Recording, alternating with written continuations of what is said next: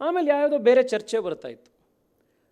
ಅವ್ರ ಆಫೀಸಿಂದ ಫೋನ್ ಮಾಡಿಸೋರು, ಜನರಲಾಗಿ ಯಾವುದೋ ಸಬ್ಜೆಕ್ಟು.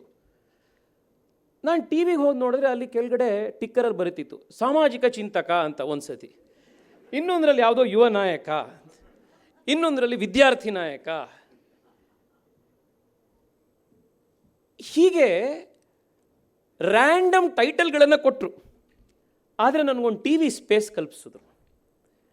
ಇವ್ರು 4 ಸತಿ ಟಿ ವಿಲಿ ಕರೆಸಿದ್ರು ಅಂತ ಹೇಳಿ ಅದನ್ನು ನೋಡಿ ಇನ್ನೊಂದು 4 ಟಿ ವಿಯವ್ರು ಕರೆಸಿದ್ರು.